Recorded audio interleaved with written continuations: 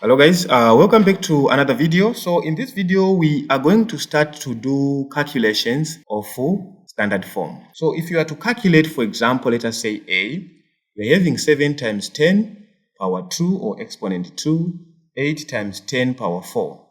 When we are calculating, it is very simple.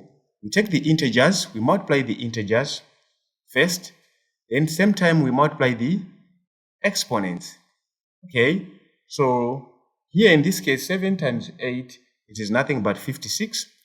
Then times 10, according to the laws of exponent, if the bases are the same, we add the powers. So it will be 56 times 10 power 6. Okay, but now standard form recognizes the highest integer followed with a decimal. So we need to move one step here. So here will be 5.6 times 10 power 7. That will be our final solution. Let us do one more time. Let us say we are having 7 times 10 minus 2 bracket 8 times 10 power negative 4. And we need to solve it in the form of a times 10 power n, obvious a times 10 power n. So in this case, we are just saying 7 times 8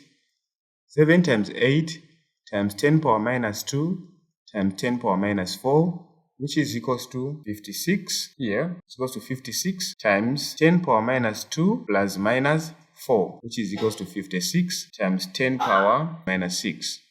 So here we move a decimal 1 point, it will be 0.6 times 10 minus 60 plus 1, because we move to the positive direction, so we add a 1. So if that is the case, our final solution will be nothing but 5.6 times 10 power minus 5. Okay, so this is all for this lesson. Thank you guys for watching. See you on the next video. Bye-bye.